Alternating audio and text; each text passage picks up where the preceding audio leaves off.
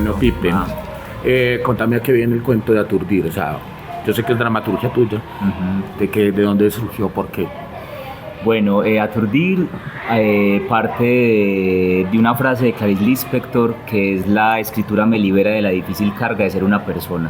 O sea, y como que yo escuché, pues leí esa frase de ella y empecé a pensar también que el teatro es lo que a uno lo ha liberado de la difícil carga de ser persona, pues de eso que tiene uno que verse con el mundo exterior, ¿cierto? Y con la máscara. Entonces, a partir de esa frase comenzamos a preguntarnos eso: ¿qué es una persona? ¿Qué configura una persona?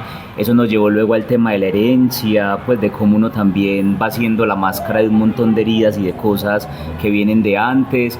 Y así se fue configurando Aturdir, y en mitad de esas preguntas nos encontramos con el arquetipo de la langosta, con lo que hace la langosta, que es la langosta tiene un caparazón que no crece, pero ella adentro sí va creciendo, entonces ella se va estrechando y hay un punto de decisión en ella que es: o se suelta ese caparazón, pero es el momento más vulnerable porque ahí es donde la depredan generalmente, o pues vive estrecha en eso, ¿cierto? Entonces como que ese acontecimiento de la langosta, de liberarse de esa difícil carga de ser persona, es de alguna forma como el núcleo donde parte la reflexión de Aturdir, que nos pone a reflexionar sobre la máscara, sobre cómo esto que tenemos que ser en el mundo para poder sobrevivir, o permitirnos ese momento de vulnerabilidad y de reconocimiento fuera de esa máscara. Entonces, por eso también la obra ocurre en un cuadrilátero, porque es como esa lucha con uno mismo, con eso que uno es y con eso que también hay que a veces que abandonar para poder seguir el camino. Yo te confieso que no la he visto porque desgraciadamente pues uno siempre está en temporada y cuando usted está pues no puede ir, pero espero verlo pues en esta temporada. Ahorita que decías sobre eso de la vida, yo digo que el escenario es el único lugar donde yo me siento seguro. Que es como el lugar, además que nos sentimos seguros, también es como el lugar del disfrute. Sí. Entonces, pues no sé, pensando en lo que me estás diciendo, en ese cuento de la langosta, que además es el único animal que supuestamente puede crecer eternamente. Es efímero, no es efímero, sí.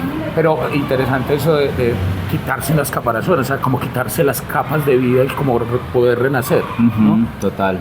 El acontecimiento de la escritura, ¿vos ya lo habías hecho alguna vez o fue como la primera posibilidad de hacerlo? Sí, sino que en Anamnésico tenemos esa particularidad también como de generar un proceso primero de muchas lecturas, de investigación, pues como que todos generamos, y yo lo único que hago finalmente es vaciar esa información, ¿sí? También por eso no es un crédito que esté únicamente dado para mí, sino que pertenece como a todo el cruce de lecturas, de escrituras de las chicas. O sea, podríamos hablar de una creación colectiva. De una creación colectiva, sí. Al estilo, pues, como de La Candelaria, un poco que, sí. Que Santiago lo que hacía era como recoger esas experiencias que iban teniendo en el escenario, de la improvisación, y ponerle, digamos, como un ordenamiento. Total, y además porque en Anamnésico también, particularmente en esta obra, trabajamos con ese término de la enciclopedia personal, o sea, es decir, como también la pregunta está desde cada una de las actrices, o sea, las tres hicieron la pregunta por cuál era esa herida de su infancia, que es de alguna forma lo que constituye esta máscara desde esa psicología junguiana,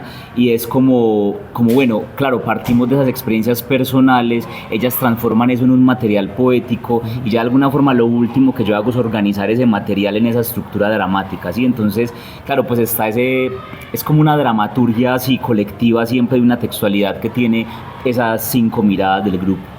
A mí, pues, digamos que en ese tipo de trabajo que parte, digamos, un poco de la experiencia personal, a veces uno se pregunta, bueno, y hay un acompañamiento un especialista que esté al lado, porque de todas maneras en todas las obras uno lo hace, pero cuando uno se toca tanto en su personalidad, en lo que es como sujeto, pues, y en esa vulnerabilidad, pues, yo siempre me he preguntado, uno como que necesita a veces como un acompañamiento psiquiátrico, psicológico, porque a veces se tocan cosas que realmente son muy profundas, y eso puede de alguna manera desestabilizar al sujeto mismo. ¿Tuvieron algún acontecimiento en ese sentido? Pues fuera de la copa. Me imagino que sí tuvieron un acompañamiento, pero de pronto en algún momento las chicas se sintieron en esa vulnerabilidad y de pronto se revolcaron a sí mismas. Sí, es que pilla que primero pues tenemos una gran ventaja, y es que Mónica es psicóloga.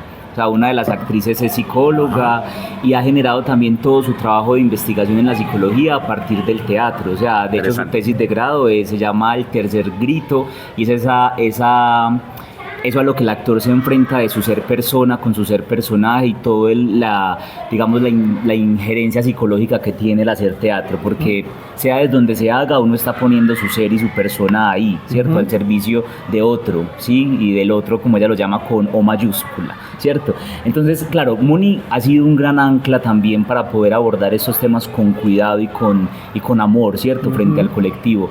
Dos, también siento que nos damos un tiempo de procesamiento, o sea, no son procesos de choque, pues a eso iba, nosotros empezamos en el 2019, o sea, cuando yo encontré esa frase era de 2019, entonces nos tocó además pandemia, y pandemia fue casi que todo nuestro trabajo de mesa a través de lo virtual, eran las conversaciones, también luego vinieron los encuentros, entonces también se arma como un ecosistema muy saludable para poder procesar, ¿sí? Habían casi que ensayos que era dedicado a conversar sobre tal acontecimiento, de darle el tiempo al llanto, darle tiempo al resolver, de darle tiempo a conversar con familiares, o sea, también siento que permitirnos un tiempo de creación amplio hace que lo que se remueva tenga el tiempo también de asentarse y de estabilizarse y lograr ya ese alcance poético, que es también lo que siempre hemos buscado, que esa experiencia no se ponga digamos, desnuda sobre el escenario, sino que también logre una poética donde el actor ya se distancie de ese acontecimiento escénico, ¿sí? Sí, digamos que yo cuando trabajo con los muchachos de la escuela, les digo, en principio uno, claro, busca en sí mismo esos momentos, y puede que en los primeros ensayos uno como que se mueva, sí.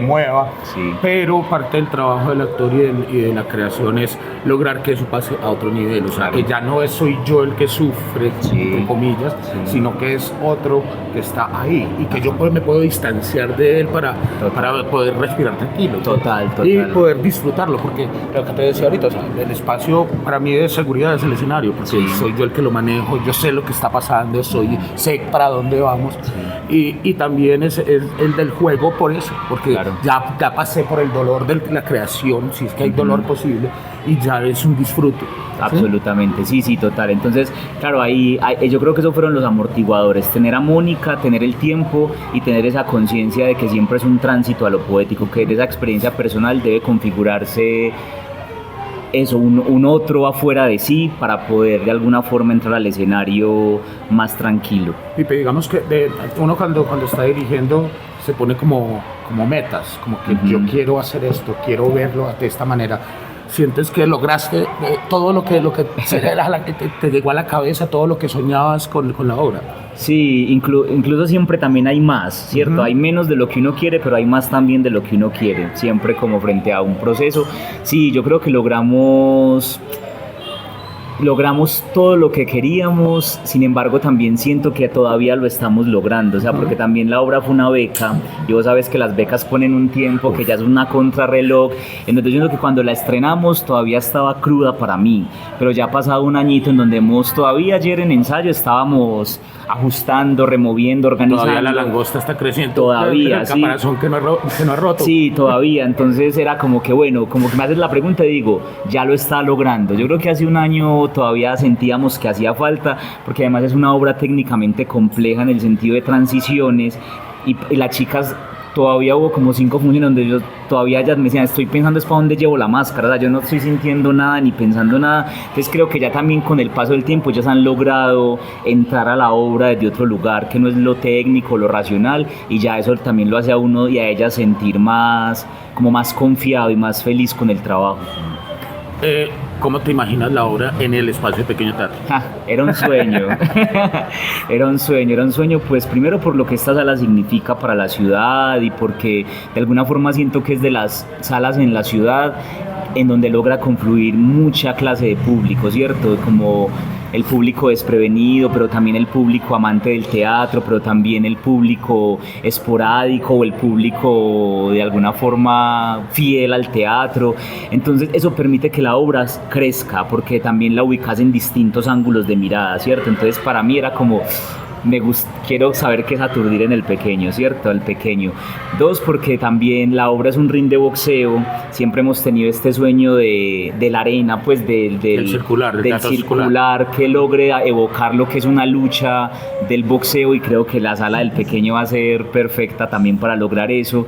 Y porque, bueno, es un reto. Yo creo que es uno de los escenarios de la ciudad que también validan mucho el hacer, pues como que abrazan el trabajo y que lo logran también poner en una disposición para la ciudad que es muy distinto a otras salas. Entonces, claro, me la había soñado y me la he imaginado, nos la imaginamos.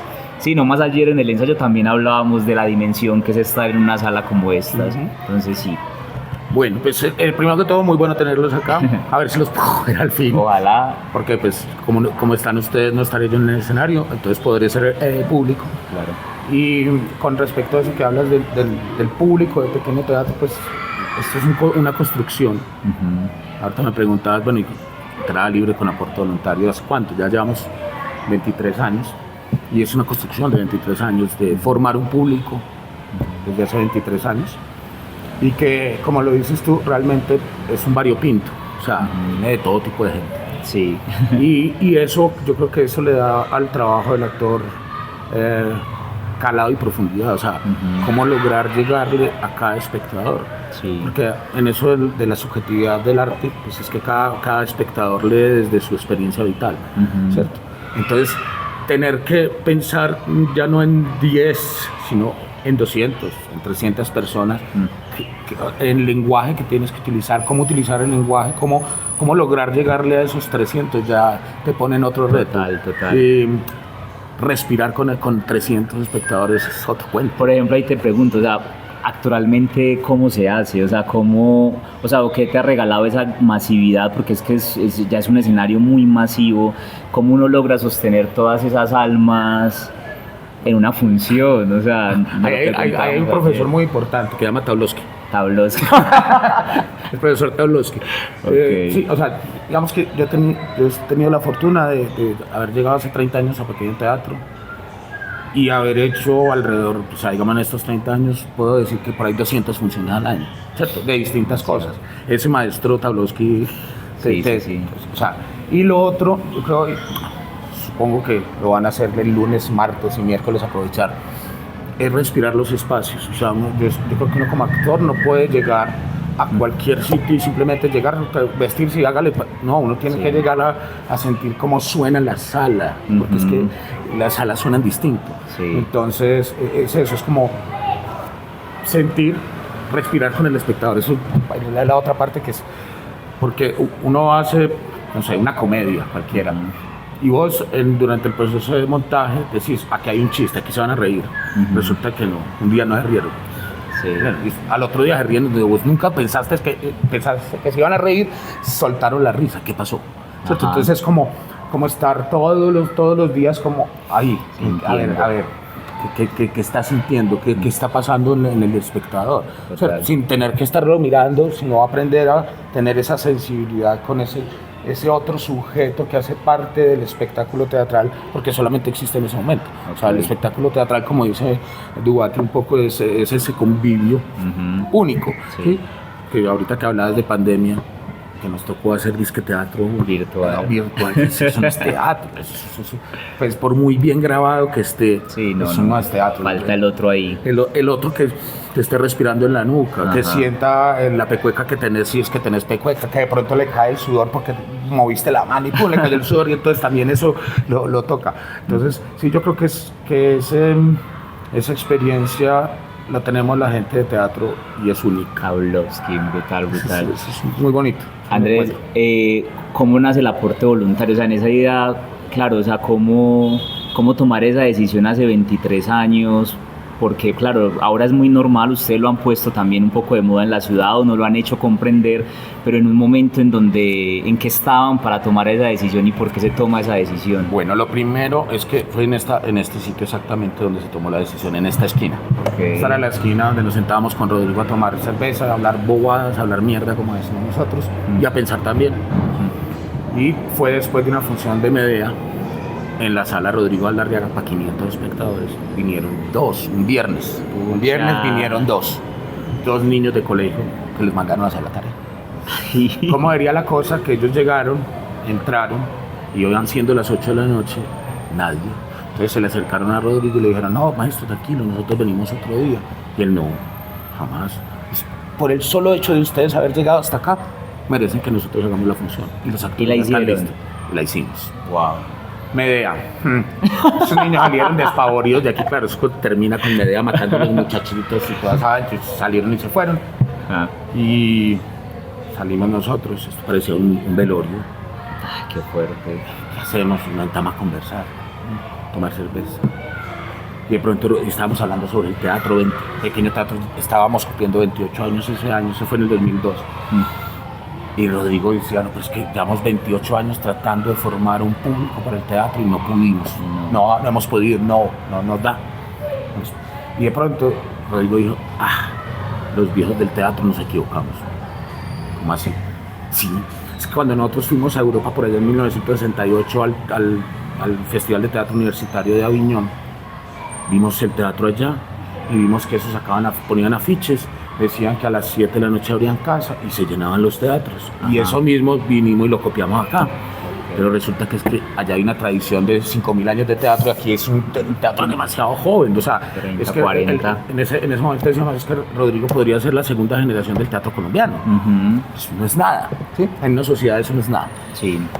Y entonces, esa noche, dijo, acabamos de salir de una crisis económica, estábamos a puertas de terminar de pagar una deuda, ya quedaban como poquitas cuotas para pagar. Y esa noche dijimos, abramos las puertas del teatro. Pues si ya no le demos nada a nadie, abramos las puertas y que llegue la gente y al final ponemos el sombrero. Y si eso no funciona, apague y vámonos, aquí no hay nada que hacer. Nos dimos 15 días para hacer como el lanzamiento. Nosotros aquí teníamos como 4 o 5 grupos que éramos anfitriones de ellos, pues les prestábamos espacios para que ensayaran, no sé qué. Y les dijimos, vean, nosotros vamos a meter en esto. ¿Nos acompañan? Sí, listo, hágale. Y entonces hicimos programación de los primeros 3 meses con las obras que teníamos nosotros en ese momento, que no solamente teníamos 3, teníamos Medea, Boisek y el cuento de la isla desconocida. Y el tablado estaba acá, entonces el tablado presentó, estaba el Fisgón también estaba por acá, entonces los metimos en programación. Teníamos unos grupos también de amigos músicos, entonces hicimos programación de música los lunes de concierto. Y a los 15 días volvimos a arrancar con Medea. La misma obra. Y oh sorpresa, estas filas para entrar acá. Ahora, no era solamente que llegara la gente, sino también un acontecimiento educativo, pedagógico. Y es que descubrieron que el teatro tiene que tener un precio. Claro. Pues la gente decía, es que es gratis. No, gratis no. Es entrada libre con aporte voluntario. Y siempre, como lo seguimos haciendo después de 22 años, al final, el cuento, echarle el cuento otra vez. Recuerden que los actores vivimos de nuestro trabajo, tenemos que vivir de lo que hacemos y este es nuestro trabajo. Claro. Y ustedes ya cumplieron con el 50% del deber de un espectador y es sentarse a disfrutar la obra de arte. Ahora les toca el otro 50%.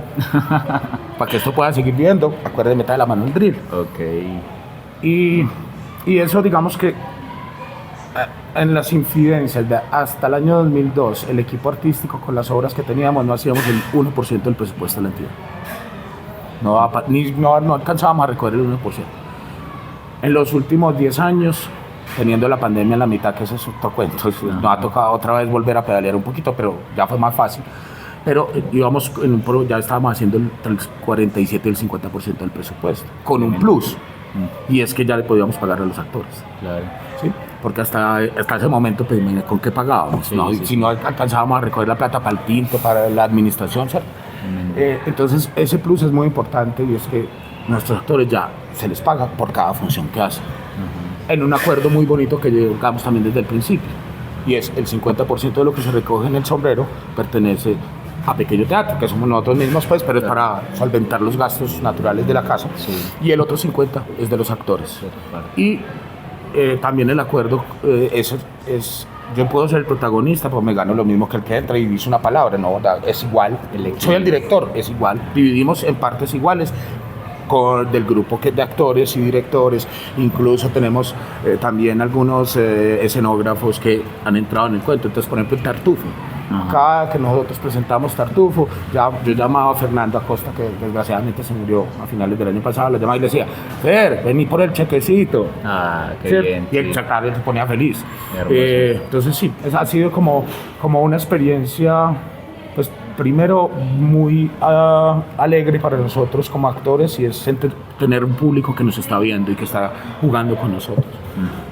Segundo, en lo económico también los actores, pues bueno, por lo menos ahí llega los centavitos, la platica. Claro. Puede, y como lo hemos dicho siempre, tal vez no es lo que nosotros esperamos que se le deba pagar a un actor, pero ya estamos acercándonos a ese posible pago real del actor, pues lo que se merece un actor. Sí. Y hay obras que a veces uno dice, wow, estuvo buena. Y lo otro es que entrada libre, o sea, esa cosa, como te dije, teníamos 3 obras. Sí. El hecho de que el público llegara nos obligó a nosotros a meternos en producción. O sea, no nos podemos quedar con 3 obras el resto de la vida si tenemos que programar 2 salas, claro. 365 días del año. Pues obviamente uno descansa un poquito, pero nosotros estamos haciendo alrededor de 460 funciones al año, en las dos salas. Estamos hablando de 230 días del año que estamos en temporada. Pues uno con 3 obras no se puede quedar el resto de la vida. Entonces eso nos obligó también a empezar a producir espectáculos, obras. Entonces, y como teníamos un equipo, digamos, al principio no éramos sino 5, pero empezó a crecer. Entonces 2 obras, estaban 2 directores trabajando cada uno con equipo, haciendo su obra, la que quería hacer. Y eso también nos puso a pensar en la academia. O sea, digamos que hasta ese momento nosotros teníamos talleres sábados, pero empezaron los muchachos a preguntar, oye, yo quiero estudiar teatro, yo quiero estar con ustedes en este proceso, y ahí entonces nace la escuela también, que la escuela, pues, no siendo, digamos, como el objetivo primordial que alimentara el grupo de pequeño teatro, pues naturalmente se ha convertido en eso. Entonces, vos ves ahorita el Principito que estamos esta semana, y el 95% son egresados de la escuela. ¿Cierto? Wow. Ya estamos los viejitos, que somos Paula y yo. La vieja guardia. Paula de Olla y yo, que somos los viejitos en el Principito. El resto, todos son muchachos que ya salieron de la escuela y que nos han ido acompañando. Entonces, yo creo que ha sido un alimentador no solamente de esto de formar público, de tener un teatro de verdad, porque el teatro, como decíamos ahorita, se hace con la gente, sino también de pensarnos como actores, como directores, como formadores. Claro, ¿sí? Súper. Bueno, no, muy bien. Bueno, a ver, última, vos que esa vez que Rodrigo lo propuso, ¿vos qué pensaste? ¿Cómo te resonó esa idea del aporte, de la entrada libre con el aporte voluntario? Honestamente. Esa pregunta tiene veneno. A ver. Porque realmente nosotros como que, ay, sí, pues que tan bueno que vengan, que de verdad llegue el público a ver, no sé, pues que no tenía razón de ser eso. Cuando, como decía Rodrigo, cuando uno construye una sala para 500 espectadores, espera que la sala se llene. Y esa noche actuamos para 498 sillas vacías. Eso no tiene razón de ser. Sí, entonces, bueno, pues vamos, metámonos en esa. Y el veneno está en lo que pasó con el gremio. Eso sí nos dieron rejo. Me imagino. Pero nosotros nos quedamos callados, no tenemos nada que contestar, nosotros estamos en nuestro cuento.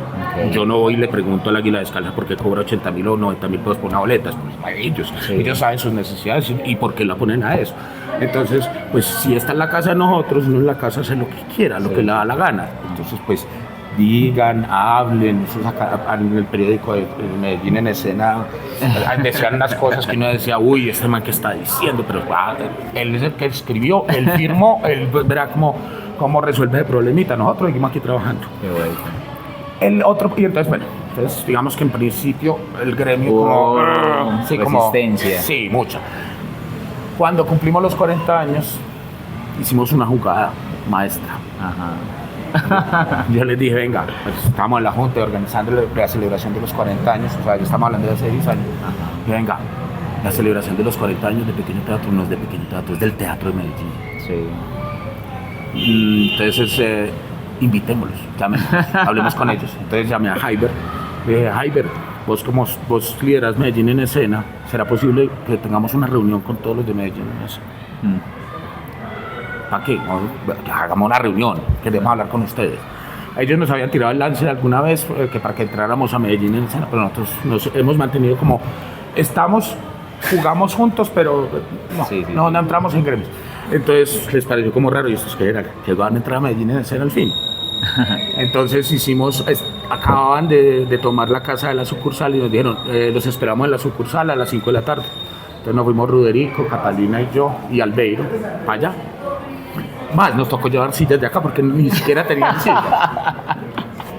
Entonces les dijimos, vea, nosotros vamos a cumplir 40 años el año entrante, ustedes ya lo saben, supongo, ¿no?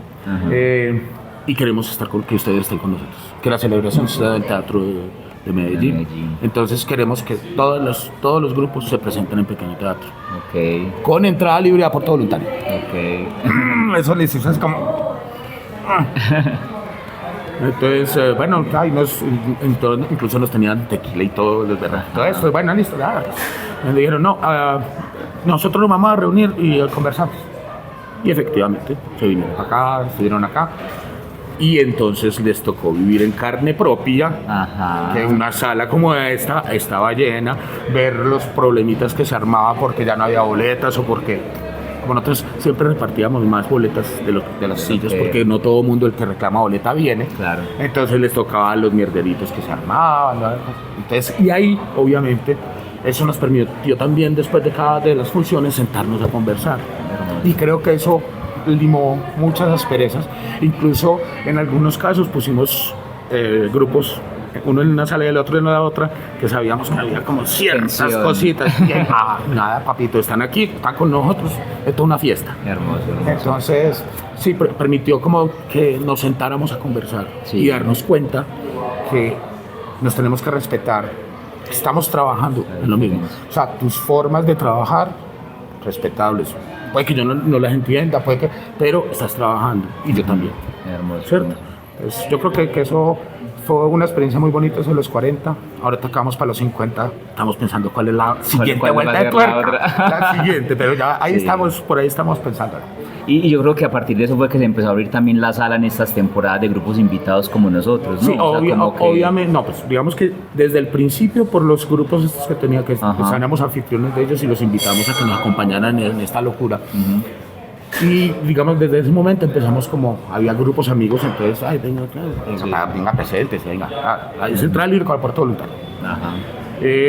Pero sí, digamos que ese de los 40 años abrió más el abanico, el caleidoscopio de posibles personas. Sí. Y ya ahora antes la pelea es, ay, venga, déjeme presentar allá, porque pues Sí. desgraciadamente tampoco le podemos entregar la sala a los grupos invitados porque los actores nuestros tienen que vivir. Claro. Entonces, pero pues nosotros estamos haciendo tenemos más o menos 20 invitados al año.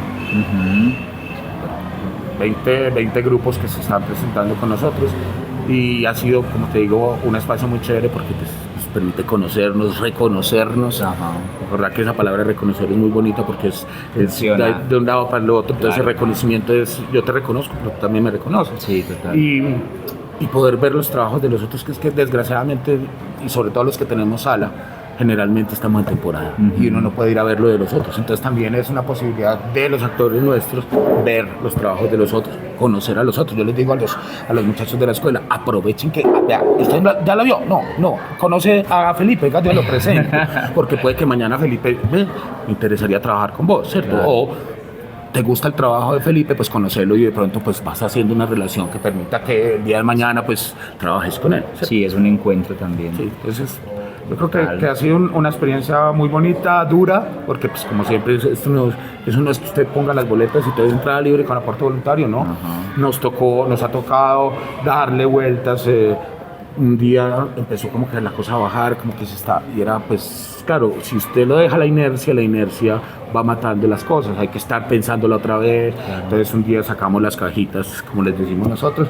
Entonces en este momento tenemos 40 sitios de la ciudad que casi todos son entidades universitarias donde tenemos en bienestar universitario, está la cajita con las boletas para que los estudiantes vayan y cojan sus boletas, están bibliómetros, bueno, hay unos espacios de la ciudad y y volvemos y pensamos, hay que volver a la vuelta y qué hacemos, y entonces otro día dijimos, ves que hay gente que le da pereza venir por las boletas al centro, ¿por qué no ponemos una operadora para que haya boletería en línea? Y pues hay un aporte voluntario que parte desde 12.000 pesos para arriba en este momento, porque hay que pagar el operador de boletería y para que le quede al equipo, ese ha ido aumentando paulatinamente, y sobre todo hay obras que, por ejemplo, al Principito, ya estamos hablando de 230 boletas que salen por etiqueta blanca, ¿cierto? Entonces ya eso empieza, el aporte voluntario empieza a subir. Nosotros empezamos con un aporte de 250 pesos por persona el primer año.